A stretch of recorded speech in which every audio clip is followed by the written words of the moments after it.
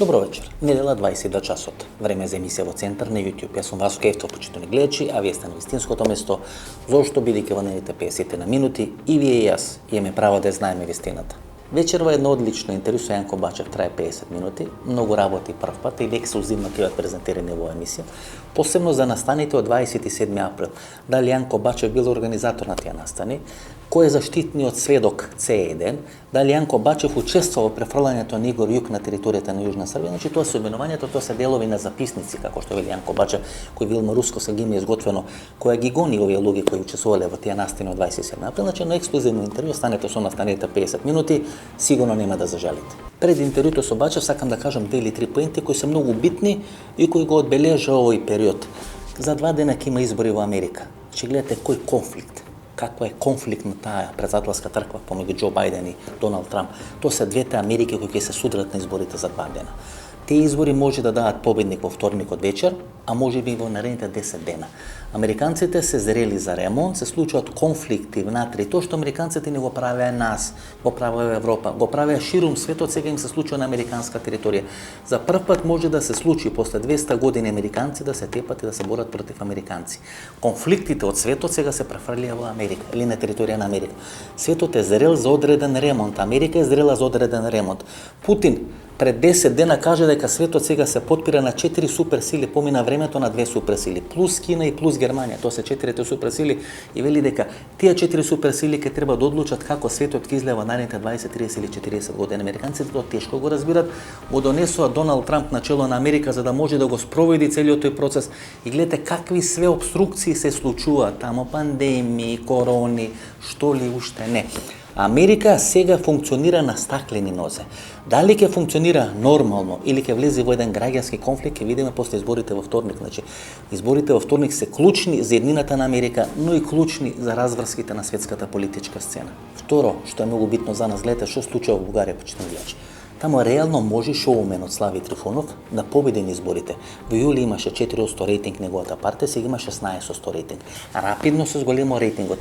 Тој е политичар, шоуменот Слави Трифонов, со највисок личен рейтинг на територијата на Бугарија. Тоа го покажуваат сите бугарски политички анализи, истражувања на нивното мислење кое се прават.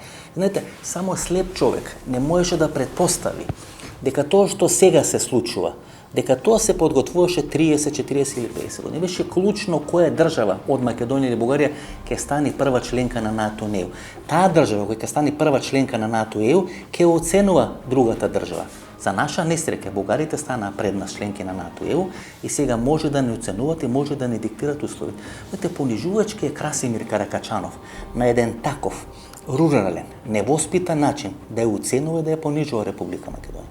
Може би тоа не го правеле и грците, меѓутоа не знаеме грчки, не сме ги цитирале грчките извори, не се силеле така грците или грчките политичари кои што го прави на еден рофтачки, на еден невоспитан начин Красимир Каракачанов и целата таа булумента на ВМРО Банада, и ние се чувствуваме понижени. Знаете, се чувствуваме понижени од една држава која ние ја понижувавме изминатите 70-80 години докато живеевме во поранешна СФР Југославија.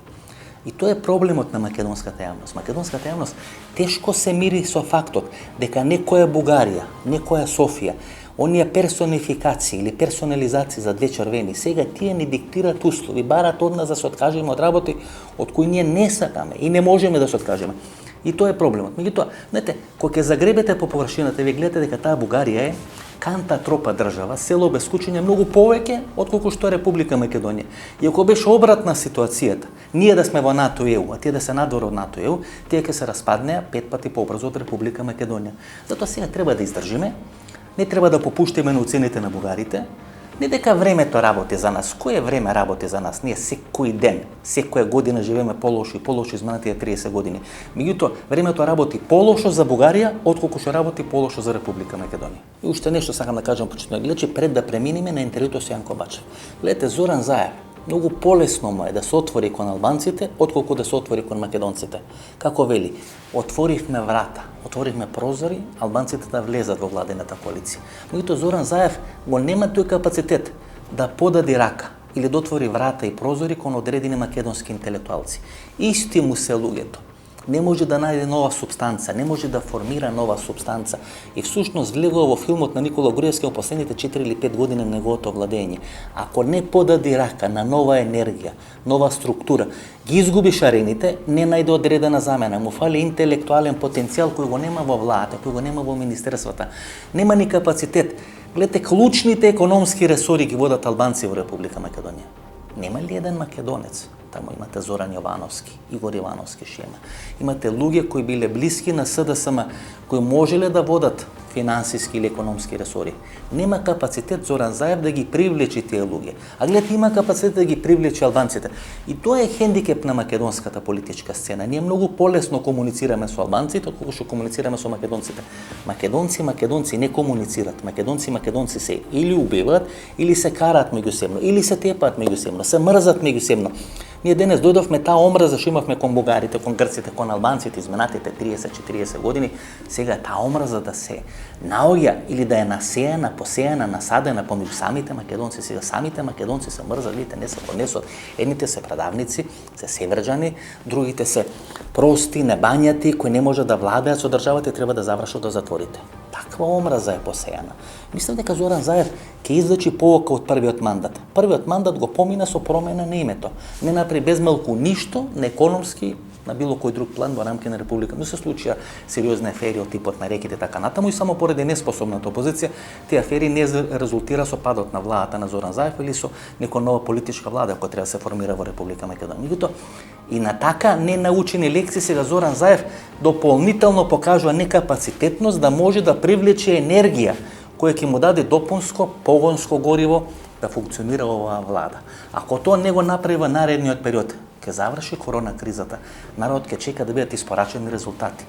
Ако целата концепција вие ја потпирате на име, презиме, договор со Бугарија, а не направите нешто Македонија да се етаблира како нормална држава, тогаш е многу мал и краток патот од држава која нормално функционира во држава која ненормално функционира. Ако тука не се спречи, ако на тој краток пат не се направи нешто да се коригира трасата, да се коригира траекторијата, тогаш патот во еден многу лош правец, во една многу лоша политичка и национална разврска е трасиран и тешко некој ќе може да извлече Македонија од таа траекторија. Ние сме зрели за ремонт, почитувани гледачи. Не сме зрели денес, сме зрели 10, 15 или 20 години.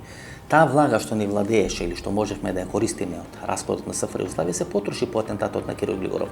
Сега сме зрели за ремонт, не плачиме за ремонт. Меѓутоа многу е битно кој и како ќе го направи тој ремонт. Знаете што велат во фудбалските кругови? Какви играчи да му ставите на располагање на Моринјо? Која екипа да му ставите на располагање на Моринјо? Тој може да направи само тенк. Тој не може да направи Мерцедес, тој не може да направи Формула 1. Кои играчи да му ги ставите на Моринјо на располагање, тој ќе направи тенк. Така и со Република Македонија. Зависи кој и како ќе го направи тој ремонт. Бидејќи знаете, не е ремонт ако вие од Волга направите Фичо, ремонт е ако од Фичо направите Лада, под Лада направите, не знам, Тојота. Ако вие сега од Волга 30 години од некоја огромна кола направите некој скапано Фичо, некој скапан Москвич тамо, тогаш вие не правите ремонт, правите деструкција. Значи на Македонија не и треба деструкција, треба ремонт. Ајде да видиме кој ќе го направи тој ремонт. Тој што ќе го направи тој ремонт ќе владее наредните 10 години, бидејќи потребите на општеството, потребите на јавноста, потребите на државата бараат ремонт. Ако вие им испорачате ремонт или им ги задоволите желбите, кои се евидентни на македонската јавност, тие ќе ве наградат со нов мандат. Тој што ќе го направи тој ремонт, така како што сакат македонските граѓани, ќе биде власт во наредните 10 години. Имаше некои анкети на Фокус пред 3 или пред 4 години и на прашањето кој треба да биде технички премиер, кој треба да биде директор на македонската радио телевизија. Македонците, бидејќи толку се мрзат помеѓу СДСМ и ВМРО-ДПМН, секојаш одговара дека тоа треба да биде некој албанец, дали треба да биде Абдомирав Беџети, дали треба да биде Мухамед Зекири, се едно. Значи тој конфликт, таа конфликт со македонците е толку голема што вие не можете да кажете дека некоја личност од СДСМ, ако сте член на ВМРО-ДПМН, е добра и може да владее со државата. И обратно, ако сте член на ВМРО-ДПМН, не можете да кажете за некоја личност со СДСМ, или ако сте член на СДСМ, не можете да кажете нешто добро за некоја личност од ВМРО-ДПМН. Таа конфликтност, таа омраза која постоеше кон грци, кон бугари, кон срби, кон албанци, сега постои помеѓу македонците. Таа омраза не може да исчезне. Ако вие сте научени да мрзите, тогаш ќе се мрзите самите помеѓу себе, затоа имате патриоти, имате северџани, имате небањете и имате луѓе кои се бањете и треба да владеат со државата. И се додека постои таа конфликтност, Македонија не може да оде напред. Гледате и на Зоран Заев, но е многу полесно да ги отвори вратите, да подаде раце кон албанците, отколку да подаде раце кон македонците. Не е проблем да бидат амнестирани хашките случаи, ама е проблем да бидат амнестирани овие луѓе за 27 април. Значи ние лесно ќе им опростиме на албанците што убива наши војници, што масакрираа наши војници, но тешко ќе им простиме на македонците кои упаднале во 27 во македонскиот парламент. Тука е проблемот на македонците. Не нека треба да се амнестират. Си има политички органи, политички структури кои носат политички одлуки, само сам да кажам дека таа омраза помеѓу македонците е толку голема што македонец не простува на македонец, но македонецот лесно простува на албанец, на бугари, на гркина, на било кој друг. И се додека тоа не се смени, ние ќе сме зрели за ремонт, ние ќе сме толку ранливи, почитувани гледачи, и така ранливи ќе бидеме монета за подкусурување на било која соседна држава. Зошто? Бидејќи ние македонците не можеме да најдеме кохезија, не можеме да најдеме 3 или 4 точки кои не поврзуваат. Па веројатно има 3 или 4 точки кои не поврзуваат. Па и брачен пар кој се мрзи од нота на душа ка најде 3 или 4 точки заради децата да живее во една брачна заедница. Ако тоа може да се направи на персонално ниво, може да се направи на државно ниво. И ние ако не најдеме 4 точки, 5 точки кои не спојуваат, видите, ништо не спојува. Ни име, ни презиме, ни ЕУ, ни НАТО, ни корона криза, ние за корона криза се испокаравме во Република Македонија. Ако не најдеме 3 или 4 точки кај што можеме да се споиме, кај што можеме заеднички да функционираме, тогаш кој ќе биде лепакот кој не обединува или кој не прави да живееме среќни во една држава? Ако не постои таков лепак, ако некој е искршен, не сме искршена држава, ние сме како порцеланско стакло кој е искршено. Ако не најдеме лепак да го залепиме тоа стакло, можеби тоа нема да личи на оригиналот, може нема да биде толку убаво колку што оригиналот, но сепак ќе функционира. Ако не најдеме лепак тоа да го споиме, тогаш не можеме да функционираме како држава. Ако не најдеме начин таа омраза да ја пуштиме низ водата, таа омраза ќе уништи нас самите и ќе уништи државата. След ова интервјуто со Јанко Бачев, 50 минути, одлично интервју, акцентот е ставен на настаните 27, Димитар Апасиев, што се случува на политичката сцена, многу ексклузивни работи, останете со настаните 50 минути, сигурно нема да зажалите. Тешка катастрофа на изборите. Точно е, ние на овие избори, јас имав реакција, кажавме дека се одело не да не поразат, туку да не понижат и ве масакрира. Ние на овие избори фактички излеговме на колатерална штета, бидејќи Каде ја промашивте Бачев работава? Вие пред 2 години, 2018 година, реално бевте дел на таа екипа за бойкотирам, против референдум и така натаму, и не успевате таа енергија да ја привлечете кај себе. Не успевате да ја капитализирате. Тоа успева да го прави Димитар Апасиев. Димитар Апасиев и Левица, кои се формираат од после како политичка партија, нели до пред една година им трае конфликтот внатре во Левица помеѓу Савевски, помеѓу Апасиев. Ти успева да го капитализира тоа.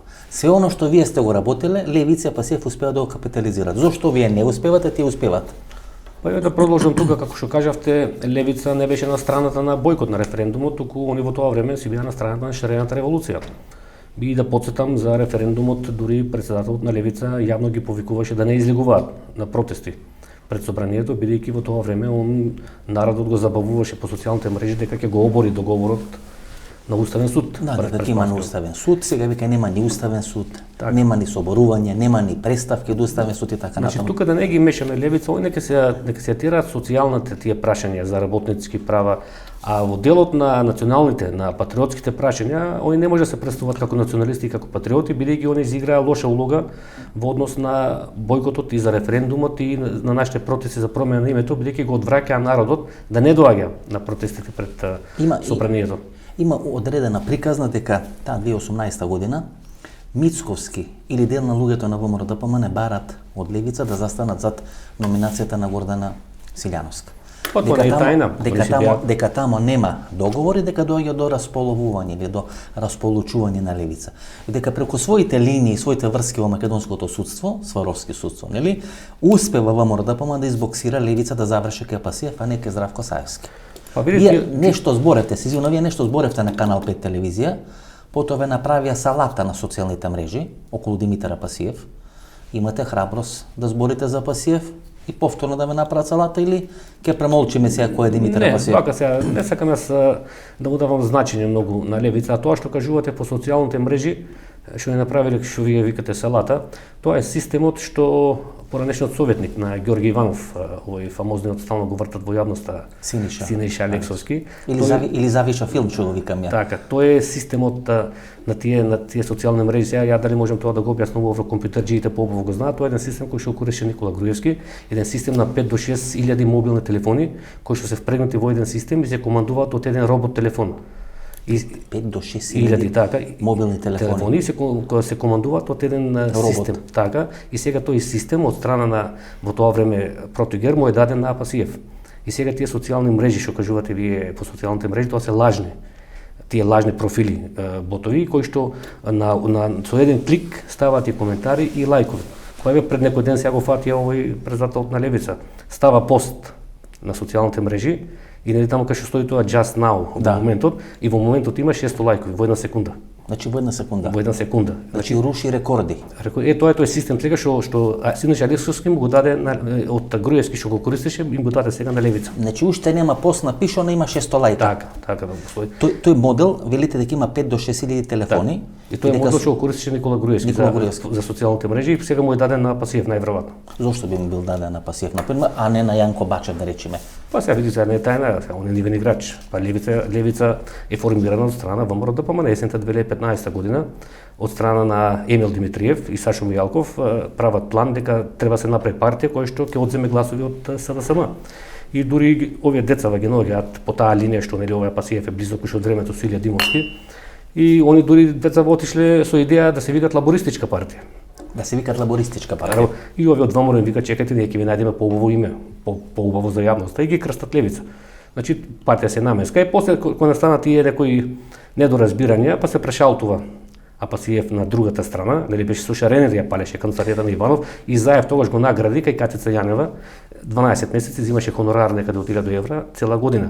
Значи сега да кажете дека 2015 година пред почетокот на шарена револуција, шарена револуција почна нели 2016 година после амнестијата на Ѓорги Јанов, пролета 2016 година почна шарена револуција. Значи 2015 година почна проектот Левица.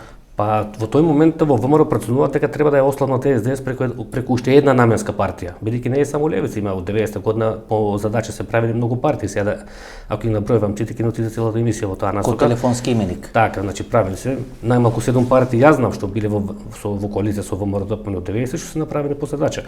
И така значи овие прават есента, меѓутоа сега се во јавноста кружат пак информации дека ВМРО се пресметале во оваа проценка, бидејќи сега кажуваат дека тие гласови наводно пак биле десни гласови што ги зема овие сега. Па сите анализи покажуваат дека повеќе десни ВМРО-ски гласови гласале за Левица, не повеќе, него безмалку 100%, тоа е разочарано ВМРО-ско членство. Значи проектот почна 2015 година. 2015 и тогаш е генерален секретар Емил Димитриев. Така, и ја прават партијата и после и дури во тој момент Протигер му ја дава скриптата како да води пропаганда, маркетинг, и ме дава на Левица, ве сега ако гледате колку прекрасно го вози народот Апасиев по социјалните мрежи, со викање, со урлање, со викање, со тие кратки изјави, црна колшува. А од друга страна, значи не се легавите ке ве стреламе нели после изборите. А од друга страна тоа е според скриптата на Протигер, што користеше Груевски. Еве ти кажа сега, телеграфски да набравам пример, на пример Груевски.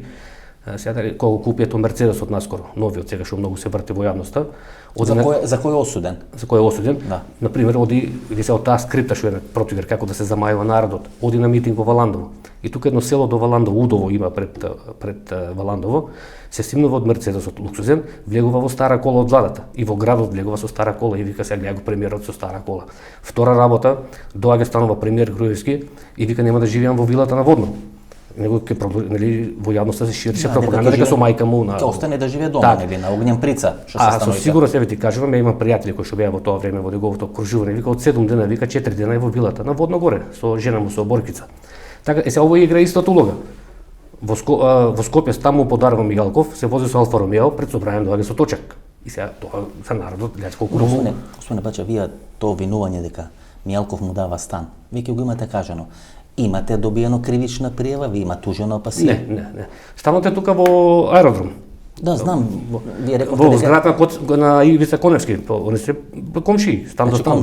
Таа е таа зграда Ивица Коневски што ги правеше на времето по аеродром. Значи освен што Ивица Коневски комшија со Пол аеродром, е комшија и со Апасиев. Па стан тука му дават стан, го наградуваат со стан. Да, меѓутоа тој вели дека има земено кредит. Кредитот е малку. Кредитот сега убаво звучи кога гледате во анкетниот лист. Кога гледате ПС, кредитот е заради како се вика мамење на народот.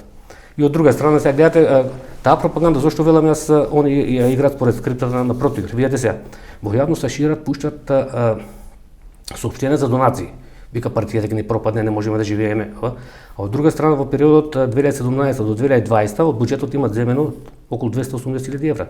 Значи сега и тие ги имат ставено кај Трифон Костовски. Така, кај Трифон. И тие им имат пропаднато. На тие 280.000 евра, тие земале камата 30.000 евра, значи не име 30.000 евра заробени, туку 280.000 евра им се заробени у банката на Трифон. Знаете што е најинтересно сега?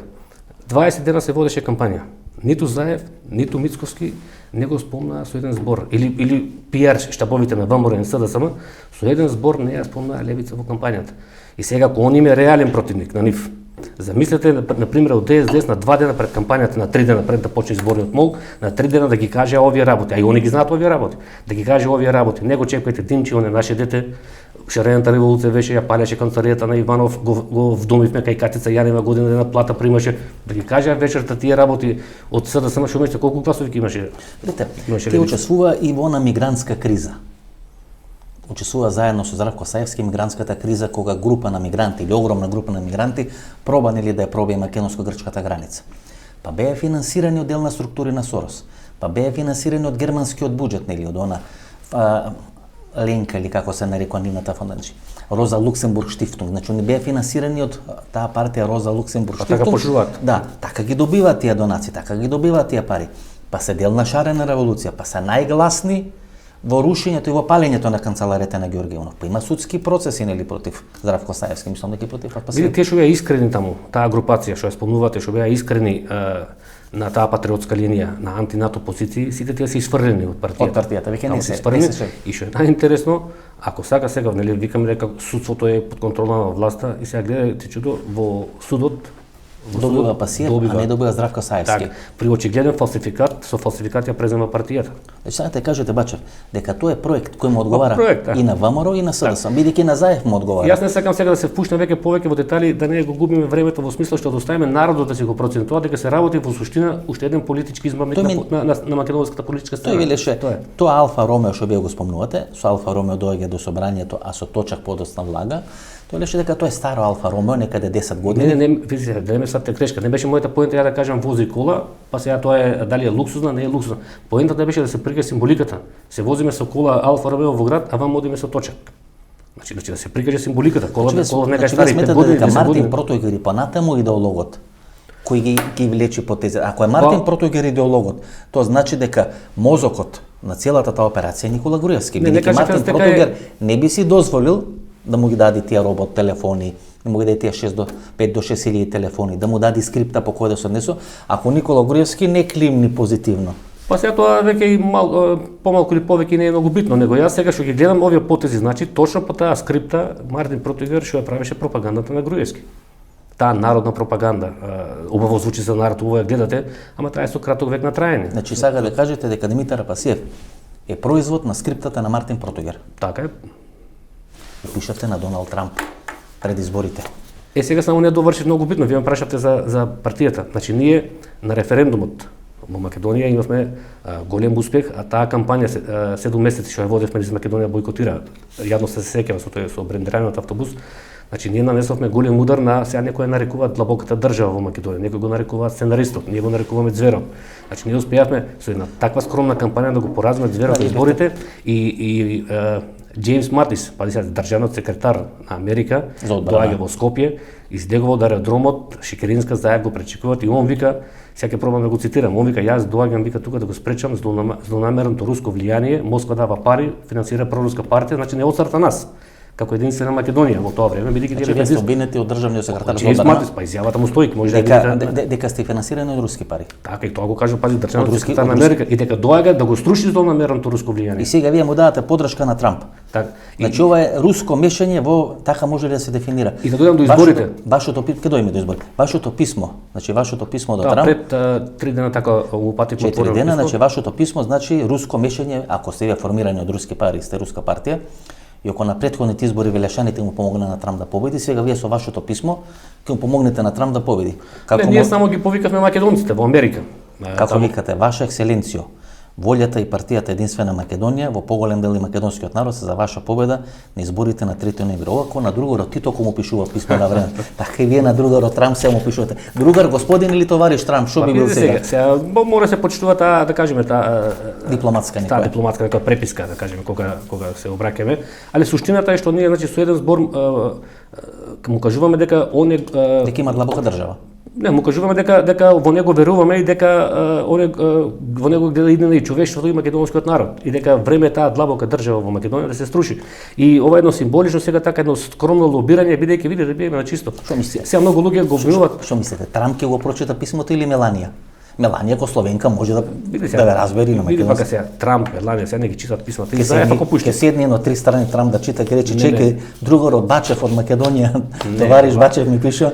Да видам што има напишано. Таа преписка, да кажеме, ние добивме повратна мејл дека писмото е пратено и ќе биде проследено на председател. И сега значи тоа ќе го видат таму советници некои од кабинетот од ова, Трамп и заедно му пушти писмо, нема лично да го чита Трамп. Значи ќе го видат советниците. Господине Бачев. И како пропаѓате на изборите? 2018 година е референдумот. Вие реално секогаш бевте трета, четврта партија надвор од овие две големи. На локалните избори 2017 година имаме 15.000 гласови, 12 советници. Сега ве унакажуваат, ве масакрираат. Значи сега планот да не е Малер Јове Кекеновски, што ни е заеднички пријател. Да не е Малер што од Фроден, каде се фати Фроден, се фати со Никола Димитров, отие Никола Димитров го смени името. Се фати да напаѓа ови ВМРО ДПМН, ВМРО сега се враќа ВМРО ДПМН. Да не би бил Малер Јове Кекеновски. Сега го спомна Јове, пак ќе мора во тој контекст да пријател заеднички. Не, пак ќе мора да го спомнам и Апасиев. Сега видите интересна работа. Јове по коментарите по социјалните мрежи, Јове точно ја поддржи он шарената револуција. Беше во тие протести што ги правеа по Скопје. Бараше оставка на Груевски. Беше група за промени во ДПМН. Сега видите интересна работа. Јове по социјалните мрежи што викате го нападнаа како предавник, како учесник во шарената револуција, купен од Сорос. Така. А овој Апасиев нешто шеташе, ја палеше канцеларијата на Иванов. Значи беше под директна контрола на Заев, сега 20 учесници во таа шарена револуција, овој излегува патриот, овој излегува предавник. Тука морам да прашам. Чудна работа. Морам да имам уште една многу почудна. Оно што ви го кажувате. Ако велите дека Синиша Алексовски, кој бил советник на Ѓорги Иванов, а во еден временски период беше и главен на Агенцијата за разузнавање и оценка. Му ги дава телефоните или му го дава моделот и системот на Никола Груевски на Апасиев, а Апасиев ја пали канцеларијата на Ѓорги Иванов, односно Здравко Саевски со Левица. Има ли систем, дали намерно била палена таа канцеларија на Ѓорги Иванов од страна на ВМРО ДПМН да се направи одредена криза во државата? Како тоа да го дефинираме? Сега вака се, значи, ово имаше неколку прешалтувања. Значи, ВМРО го прави, после доаѓа во Ама ова е 2016, веќе се прешалтани. Да, се прешалтани во шарената револуција. После Горданата, како беше ова кандидатка за председател, Силјановска, значи, по тие пријателски линии го влече пак тука, го поврзува со Мицкоски. Значи, пак го инсталира во и они не се крија да дојавна поддршка за овие за. Да, на Гордана Селјановска една поддршка. Да, тоа е дел на екипата на Гордана Селјановска. Но има ли тука некој систем? Ако луѓето на кои им се дадени моделите на Груевски и на Ѓорги Иванов ја палеле канцеларијата на Ѓорги Иванов, дали тоа не е направено со цел да се предизвика криза во државата? Од кога работи Апасиев за нив? Значи тоа е прашањето. Ве велите се шалта, меѓутоа не може некој да верува да му даде систем на некој врз кого нема контрола веќе подолг временски период. Значи тие имале контрола. Контролата имат од 2015 есента кога е формирана партијата. Значи и кога се пали канцеларијата на Ѓорги Иванов, значи се пали врз база на направен договор претходно. Па не е тоа случајно сега, али таму да кажеме, еве, сите тие што беа искрени, значи, тоа веќе го спомнавме, завршија или со судски постапки или ги сврлија од и ги држат под контрола сега. Под контрола. И значи Сваровски судството кој го контролира сега Зоран Заев или Кацарска судството кој што вели Христан Мицкоски пресудува во корист на Апасиев, што значи дека Апасиев им одговара и едниот и на другиот. Па вака се не едниот му одговара бидејќи ќе земе гласови од ВМРО ДПМН, значи се да се направи многу подобра проценка вамо, а од друга страна на ВМРО ДПМН направи лоша проценка дека ќе земат гласови од СДСМ. Види се, мене искрено тие работи ми се најмалку битни. За кој играл, кој го формирал. Мене ми е битно едно да рачистам во јавноста. Значи он не може да се представува како патриот и како националист. Нека си ги тера таму работничките права. социјални, нели, и така се представуваат деца на стечени работници дека ќе се грижат за социјалните работници. За националист и патриот не може да се представува. Он нас не одмогна, не направи беля за време на бојкот на референдумот и за време на протести пред собранието. Ги одвраќаше луѓето од социјалните мрежи да не излегуваат на протести, им викаше немаше да излегувате, ќе го обориме на уставен суд со тие негови финти, фори што ги правеше. Значи нас не направи беля он за време на кампањата. Како вие како проруска партија не сте дополнително третирани? Не сте дополнително санкционирани. Знаете, во еден временски период кога почна да ве уцрнуваат, без малку имав чувство дека го напаѓаат Путина, не Јанко Бачев. Руска партија финансирана со руски пари, партија за дестабилизирање на Република Македонија. Па дури и во оној случај со 27 април, вие сте спомнати како дел на луѓето кои учествуват во сите тие работи, во државен удар во Република Македонија, така гласи формулацијата. Так. Учествували Јанко Бачев и неговата партија во државниот удар во Република Македонија. Го пренесувате ли го Југ вие на територијата на Република Србија? Што е вистина? Зашто тоа се работи кои сега веќе се шпекулира во јавноста. Така, значи прво да почнеме од почетокот. Значи ние сме проруска партија, ние сме македонска, промакедонска партија, што во тоа време, за жал, силната кампања преку службите во Македонија проба да не оцрни и не направи белја, не направи раскол. Ја се ова што се случува во ВМРО ДПМН, ние го преживеавме пред година и пол, не направи расколи во партијата, бидејќи ние имавме многу силен заред. Сега ние не сме имавте раскол, дел од луѓето кои беа членови на извршниот комитет излегува, сега ви се главни критичари така. Земавме голем заред во кога се ребрендиравме, меѓутоа не сме проруска партија. Во тоа време ние сакавме на светот, посебно во Македонија, да покажеме дека светот не завршува до Брисел и до Вашингтон, да понудиме еден нов концепт во Македонија, дека треба да гледаме пошироко светот, дека треба да соработуваме и со други држави, а не само до Брисел и до Вашингтон. Добро, Бачев, дали вие учествувавте во државен удар на 27-ми? Значи тоа е клучното прашање. Овојнувањата се дека вие како Јанко Бачев, како партија Единствена Македонија, и името го имате земено од партијата на Путин или Единствена Русија, вие имате Единствена Македонија. Не, сега... па дури и символиката, па дури и логото асоциране ли на партијата. Ако гледате сега во кај Социјалдемократскиот сојуз, Социјалдемократскиот зборот ги има во еден куп партии низ Европа. Сината боја има во еден куп партии. Да, ма вие пред 3 или 4 години го сменивте името на партијата. 2018 пред како одредена на символика. Вие уживавте во тој руски филм сега, никој не ви е виновен дека уживавте. Не, ние отворено се залагавме за соработка со држави кои што не признаваат како македонци. Сега кога видовте дека русите во откаче почнавте на Трамп да му пишувате. Не е тоа точно, па Трамп и Путин се другари, како? Сега ќе му помогнете на Трамп. Не, Трамп и Путин се другари, како не откаче се? Значи вие сега сте мост помеѓу Трамп и Путин. Значи, Јосип Брз Тито на времето. И сега кога тука ние тргнавме добен силен салет, нас одман не пресекува во моментот кога во партијата имавме луѓе кои што тргнаа по Македонија да шират кампања, да дават лажни ветувања дека руските тенкови се некаде на Дунав, готово ќе влезат во Македонија, ќе почне трета светска војна и со таа кампања не уништија. Вие у извршен комитет имавте човек кој е на директна линија на Андоновски, поранешно директор на Управата за јавна безбедност или за државна безбедност. Значи, вас ве наполнија со луѓе кои се соработници и него седи тамо на Бабуна, Доминико Патриот, пишува така. Немаше тоа. Ама ве наполнија. Сега да не ви спомнам и други имиња, че вие бевте ко швајцарско сирење. Нас друг не направи беле во извршниот кој што по Македонија одел по извршните по општинските комитети ја ширил пропаганда дека горе доле тоа е јуни месец 2018 година. Русите се тука некаде тенковите, готово ќе влезат, значи лажни очекувања кај народот. И дури на извршен комитет не нудеше, не даваше предлог да донесеме одлука да формираме војно крило во партијата. И ние кога направивме тоа војно крило, ќе имаше легално услова да спапсат сите.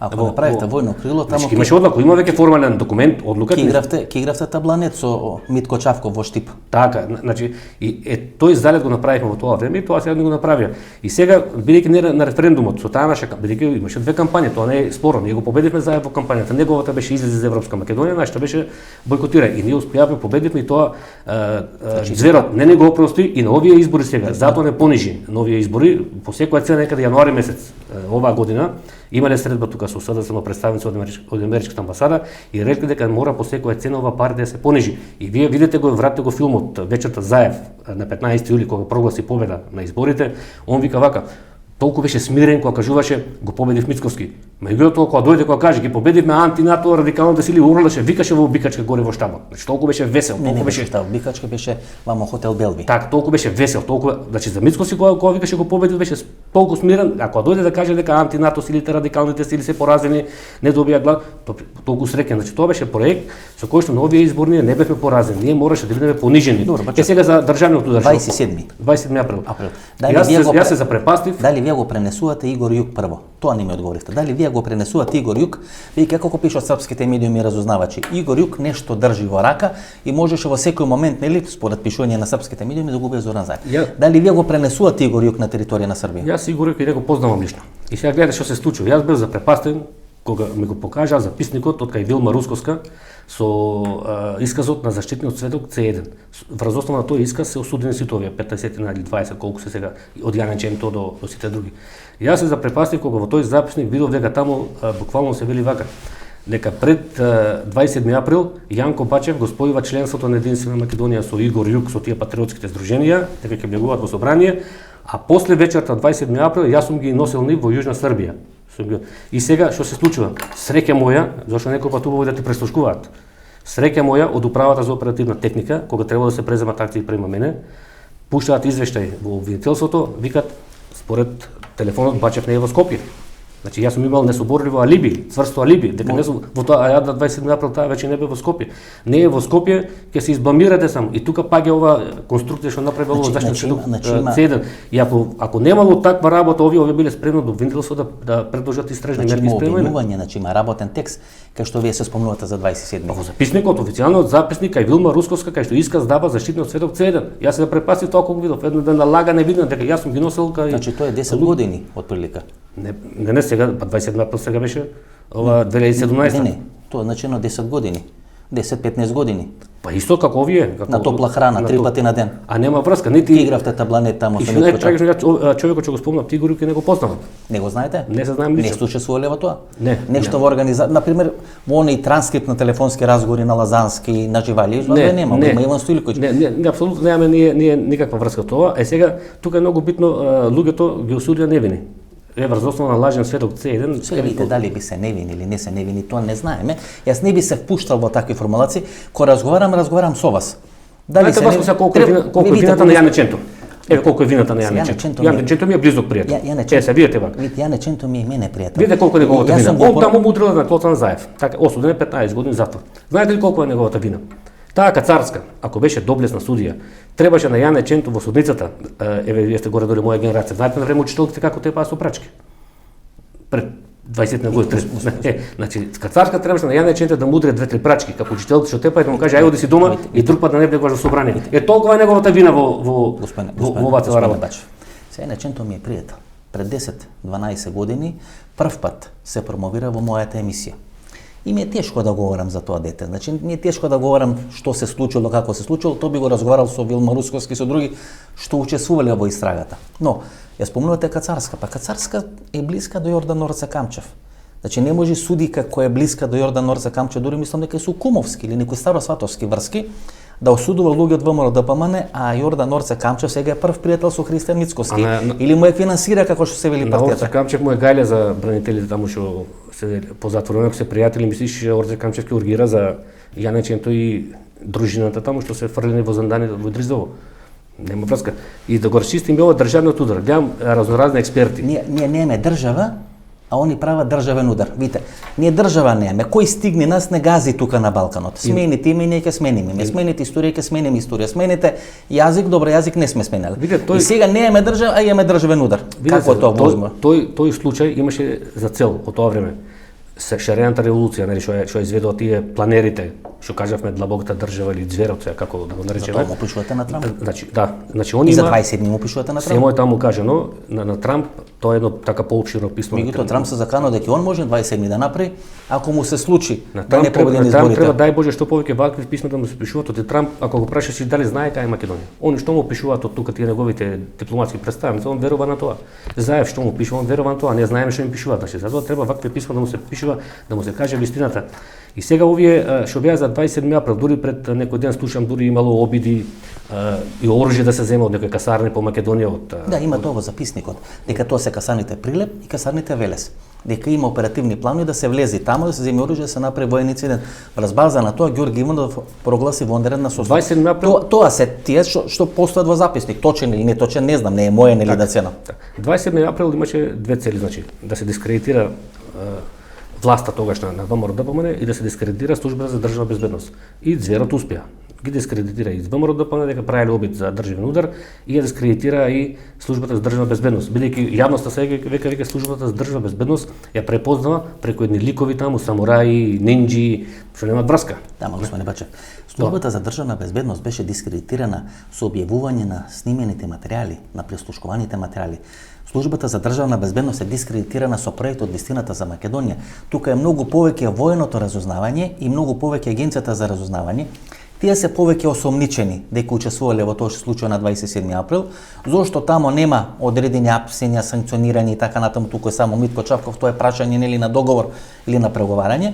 Очигледно дека Ѓорги Иванов беше спиритус мовенс на целата акција и дел на Никола Гуриевски. Тоа се тие играчи што стојат по целата таа работа. Какви играчи? Какви тие дечишта таму, какви играчи тоа? Па добро, Гуриевски и Јованов не се дечишта. Какви играчи се? Сега ќе дојдеме до тоа. Значи во јавноста бомбастично се вели дека имало обид за државен удар. Во зградата на ВМРО ДПМН на 8 кат имало штаб кој го раководел тој државен удар и тоа бомбастично така беше во јавноста, смислено пропагирано. Имало ли штаб на 8 спрат? Имало. Имало штаб. Никој тоа не го негира. Не, биле ли министри таму? Имало штаб, и сега тие. Може ли да го најдеш Чавков? Кој добро, па биле министри. Кој биле? Дечишта, они ќе прават државен удар. Чекајте сега, господине Бачев. Чекај сега да појасниме. Ако може да бидат министри, ако може да водат влада и да водат држава, тогаш може ти поточно да кажеш да си играат држава. Сега ќе дојдеме до тоа. Ако Бранко Царенковски, некој требал да ви ја направи државата за вие да си играте со државата. Видите сега. За вие звучите како Бранко Царенковски. Ќе го објаснам сега тоа. Значи, вика државен удар, обид за државен удар ВМРО ДПМН. Ја ќе ве прашам сега вас. Кој го спречи ако имало обид за државен удар? Кој го спречи државниот удар? Ево во Турција имаше државен удар, видовме како Ердоган го спречи.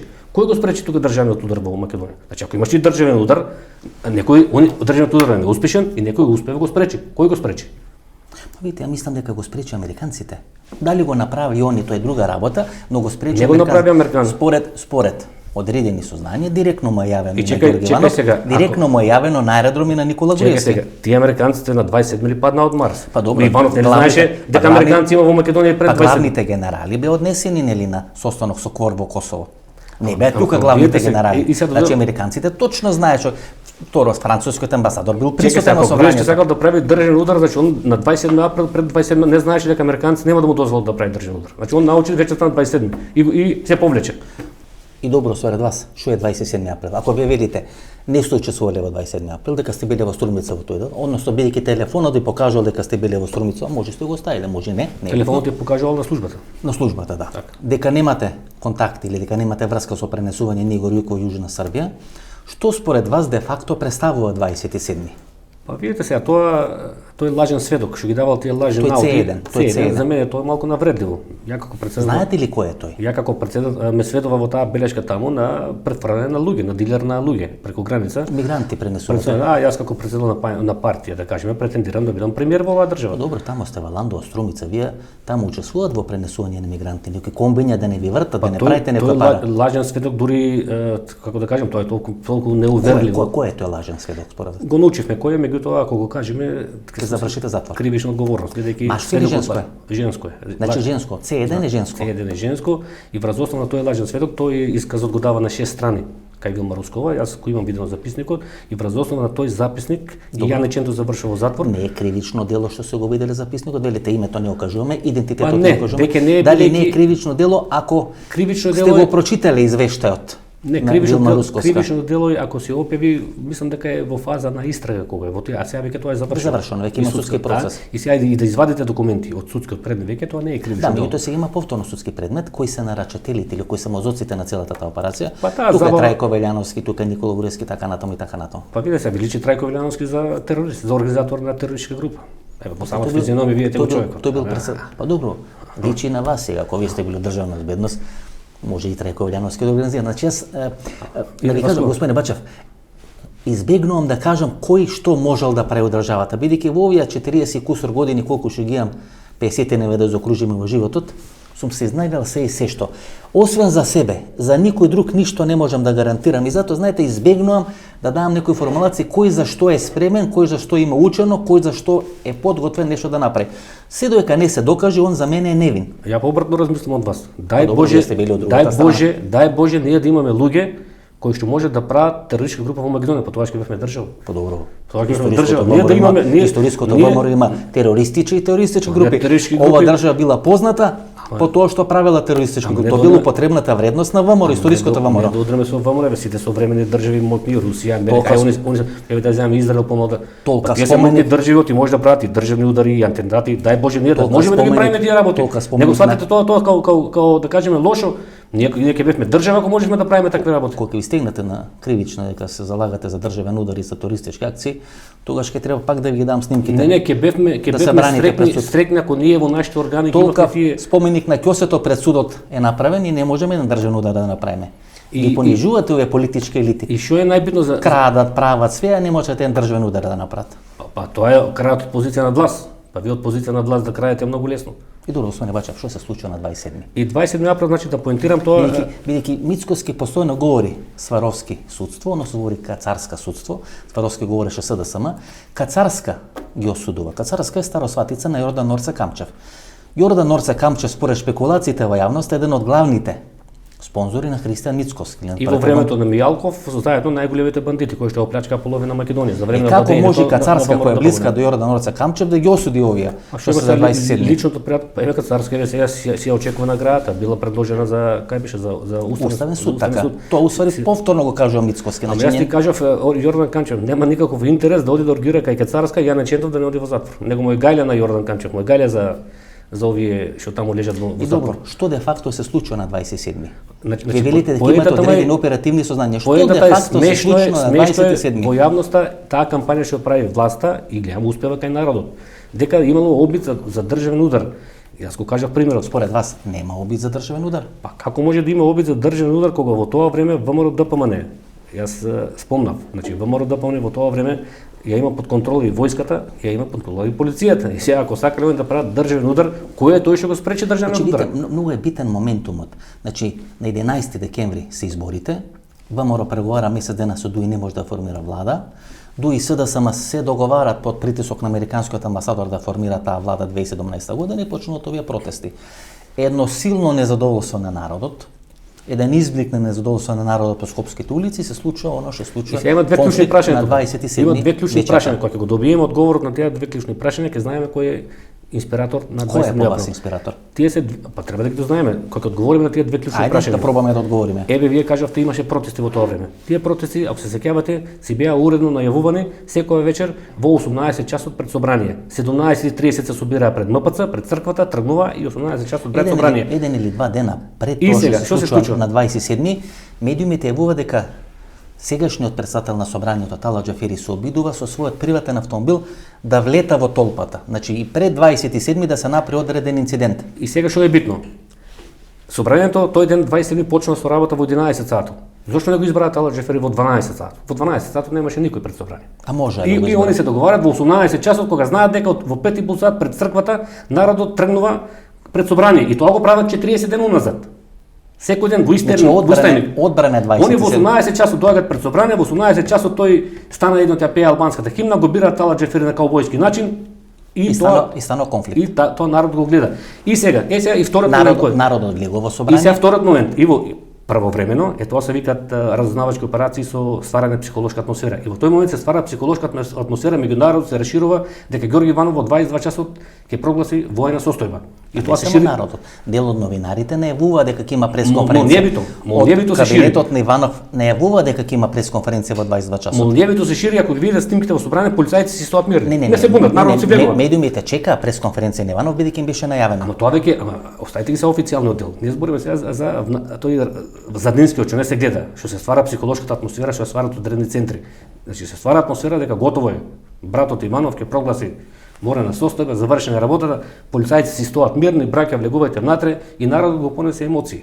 Добро, и сега вториот момент. Само да одговорам уште. И кога се одговори на прашањето, значи првото беше кој тоа го испланира во 18 часот кога доаѓаат овие што протестираат и вториот момент е Кој е креаторот на психолошката атмосфера? Ние гледаме Горан Живалевич. Јас нема да говорам. Се збори за Горан Живалевич и во исто време има 20 оперативци на ЦИА од Америчка амбасада. Каде? Пред собрание, јас ги знам со име и со презиме. Има И сега треба да одговориме дали Живалевич е стварал таа атмосфера или шпионите на ЦИА. А може би заедно. Сега не знам, ја кажав кога се одговора на тие две прашања. Која створи психолошката атмосфера дека ќе има државен војна состојба во 22 часот за народот масовно да влезе во собрание, и вториот момент е кој е инспираторот во 18 часот да се совпаднат изборот на Тала Џефери и луѓето кога се пред собрание. Да не преговарате вие со Мицкоски за коалиција или со Не, Груевски? не. Вие толку ги браните се дека немало ништо, дека 27 било што лесна, бранам јас? дека Смешно Evergreen јас да песма, кажам дека има дека било државен некоја удар. мелодија која не била нешто Ама вие конфликтна и така натаму и така. смешно Значи да вие зборуваме не, јас се прашувам да не сте нешто преговори Не, со не, Мицкоски вака се. за коалиција. Не, ја колку имам пишуван за Мицкоски, Да не верувам дека да не пушти нога Јове Кекеновски кој беше носител втора изборна единица, па вие да го следите Јове Видите Кекеновски. се, мора да ја разбиеме таа фама во јавност бомбастично кај што велат државен удар. Како државен удар, јас спомнам дека во тоа време ВМРО да помне пред тоа го смени законот за внатрешни работи, кај што сите ингеренции за командување со полицијата помина на директорот за Бирото за јавна безбедност. Министерот беше само кукла. И сега во тоа време директор на Бирото за јавна безбедност е Митко Чавков.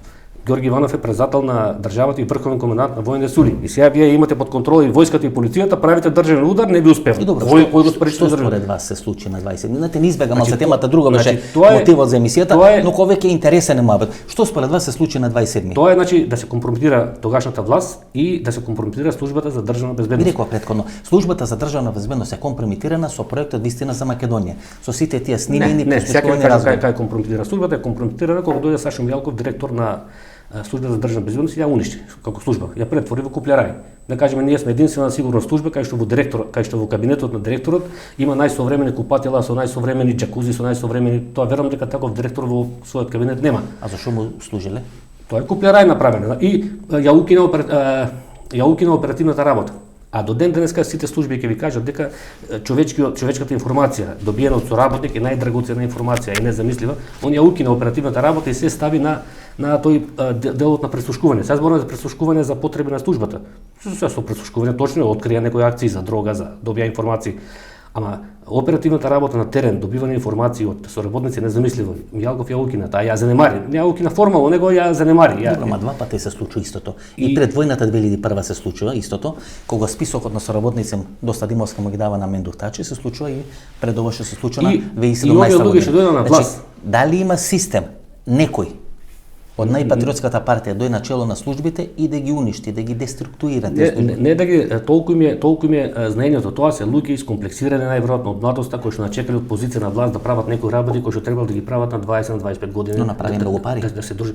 Парите да, не го зборам сега за Гледате, тие. Јордан Роца за Камчев тие- е најбогат човек на во Па тоа е- Македонија. Па сега видите, тоа не е Че тајна. може да си дозволи да финансира политичка Тоа партија. не е тајна вака се. За Може времето да на се дозволи Груевски- да прави спектар на новинари, на луѓе кои се влијателни на социјални мрежи, да може да се пазари со загледате пари сега земи од Заев.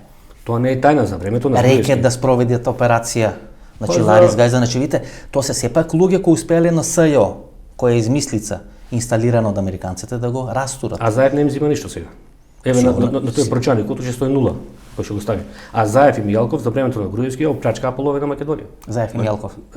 Орце Камчев Мијалков ја оплячкаа половина Македонија. Добро, гледате. За времето на Груевски. И сега на брочаникот на Заев гледаме 0. И сега што фајде имаме ние што гледаме дека цело раководство на ВМРО ДПМН или веќе во затвор или се обвинети. И што фајде имаме ние ќе одлежат по неколку години затвор ако имотот им остане. Никој не го прашува Мијалков како платата во ДБК е 1000 евра. Никој не го прашува од кај има хотел пример 20 милиони евра.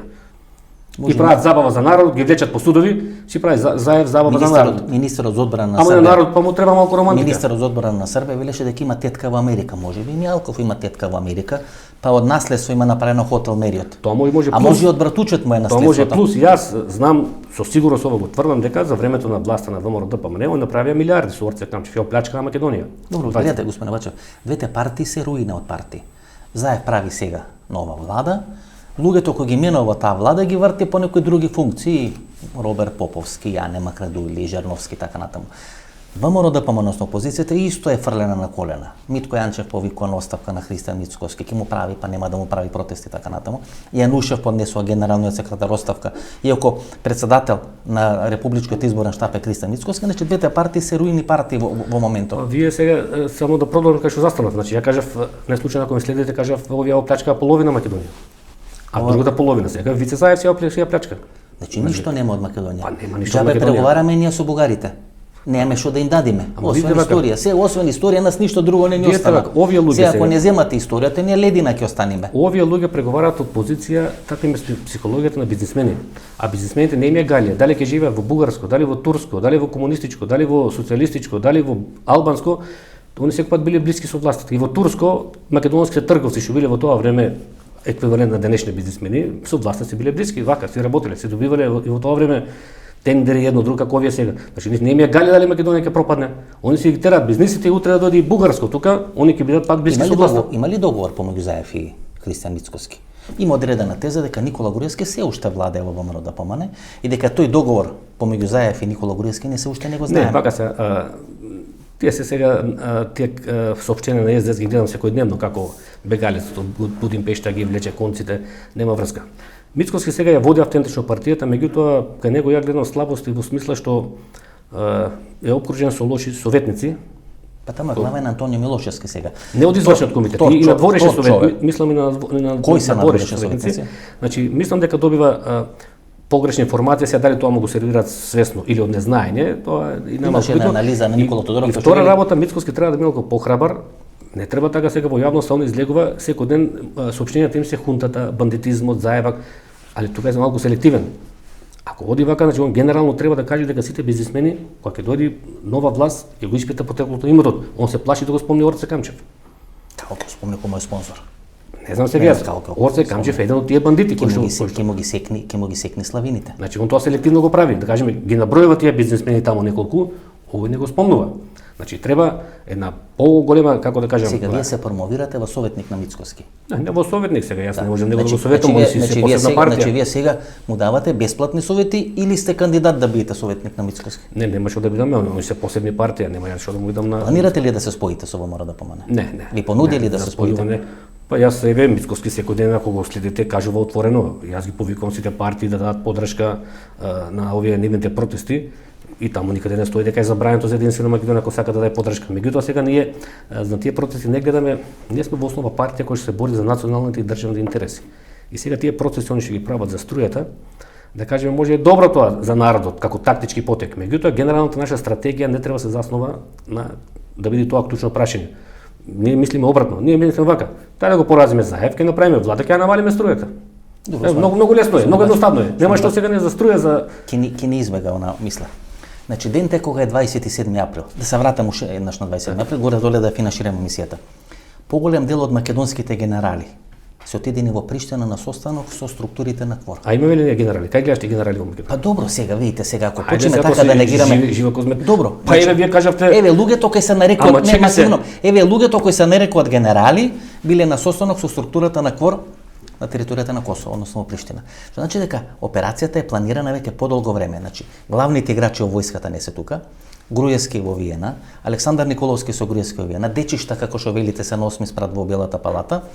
Полицијата е деструктурирана, растурена државна безбедност со куплерајот на Сашо Мелков. Значи ние подолго време се подготвува терен за државен удар во наводници во Република Македонија. Како и да го дефинираме, кој да е Ама ја пак се вратам, ако имало државен удар, зошто не успеа? Па добро, имаме власт, може и власта направи. Еве да кажеме во Турција. Добро, еве Груевски може не направи државен удар. Ама еве- Може би Заев. Еве во структурите кои го Турција, носат на власт прават државен во удар. Турција се спрема државен удар, тргнуваат авионите од Истанбул. Овој бил во Анталија и Ердоган таму, на Ердоган пред тоа на телефон му звонаца баре во 3 сати, кој му звонел да не Вашиот другар Путин. му звонат, му вика, слушај, државен удар ти е направен, станувај. Овој станува и во тој момент пак некој му дава 20 милиони, му ги пушта тие од турскиот телеком, 20 милиони броеви за да може да се пуштат порака. Он се качува на авионот од Анталија, оди за Истанбул, пушта 20 милиони пораки на турски граѓани, државен удар е направен, излегувајте на улиците, оди во Истанбул полно народ и го спречи државниот удар.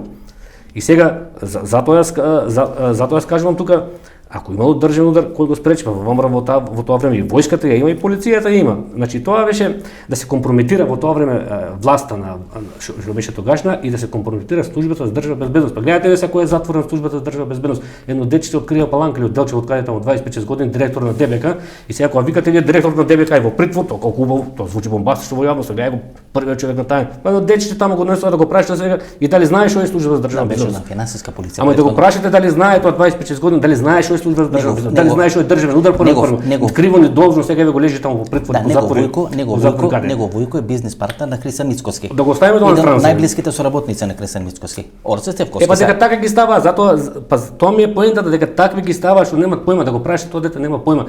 Ама јавноста кога слуша сега првиот човек на тајната полиција спремал државен удар. Значи вие ако бевте ке направите државен удар како што треба по ПС. Пошто сте искусен. Па ако сме спремале државен удар, сигурно тоа откако немаше. Ако сме решиле да правиме државен удар. Значи, поентата ми е сега, не ми треба од позиција што ми кажавте да бидам прв човек на тајната полиција. Не ми треба, јас сега како председател на партија. Нека излезе зад мене, да видам 20, 30 или народ, ја ќе влезам во собранието. Ама да видам зад мене 30 или народ. Па да видам која е таа полиција што го спречи. Не гласа 11.000 луѓе на избори, 30.000 луѓе ќе ви излезат на улица. Не, сега па викате вие за ова, за може Путин ако ви прати едно 10 илјушени тука да ви донесат. Некои специјалци кои што носат у Беларусија или кои што носат на други места или у Сирија, тогаш може да направи. Нас да Совети ви кажа сега, не имаме моќен противник, ја го кажувам тоа. А може и Трамп врз база на писмото ќе ви врати, па ќе станете шеф на ДБК. Значи краткорочно нас битен политички фактор. Не победи, не понижи. Ве масакрираше. Не масакрираше и ние сега ќе ни треба многу време. Јас доказите ги имаме, и на Трамп му кажуваме таму. Ние доказите ги имаме конкретни докази како е направен изборниот фалсификат и како на овие избори единствена Македонија е колатерална штета. Е смислен проект за да се понижи и да се покаже тука дека конечно сите се за НАТО, сите се за Европска унија. Од нас те перцепира како ние сме против НАТО, против Европска унија. Во таа смисла. Кога ќе добиете одговор од Трамп, се надам ќе ни се јавите, ќе снимаме едно интервју да има што ви има одговорено братот Трамп. Многу среќа, многу успех на следните избори во Штип или на оние редовни локални избори идната година. И јас уште да посакам во вториот мандат на Трамп најпосле длабоката држава во Македонија да биде поразена, а ќе биде поразена ако што повеќе писма упишуваат, му ја упишуваат состојбата како е во Македонија. Драги гледачи, многу писма да му пишувате на Трамп, да го земе турникот на господинот Бачев. Тоа е начин како Трамп да победи и да уништи длабоката држава во Република Македонија. Значи писма да пишувате како што на времето на друго Тито се пишувало, тоа е рецептот. Господине Бачев, фала за рецептот. Се најдобро. Благодарам. Обише емисијата во Центар, јас сум Васко Ефтов, почитувани гледачи, ви реков едно одлично интервју со Јанко Бачев. Одредени работи, одредени анализи се прв пат кажени во рамки на емисијата во Центар, посебно за настаните од 27 април. За 2 дена се клучни избори во Соединетите Американски држави. Кога ние ќе имаме следната емисија во четврток, можеби ќе се знае, а можеби нема да се знае кој ќе биде новиот претседател на Соединетите Американски држави, бидејќи поради тоа електронско гласање, гласовите ќе се собираат до наредните 10 на дена. Можеби двата кандидати ќе прогласат победа. Америка е зрела за одреден ремонт. Одреден конфликт може да се случи внатре во Америка. Постојат две Америки, Америка на демократите, Америка на републиканците. Она стара или она нова Америка. И тој конфликт можеби ќе ескалира токму нови избори, ќе видиме што ќе се случи ако имаме време, ако се знае кој ќе биде претседател, можеби да направиме одредена анализа или емисија во четврток во 22 часот, ако не, анализата ќе направиме во недела или во тој нареден период, кога ќе се знае кој дефинитивно и официјално е нов претседател на Соединетите Американски држави. Меѓутоа да не должам, се гледаме четврток 22 часот. До четврток во 22 часот, пријатно вечер Македонија, каде и да си.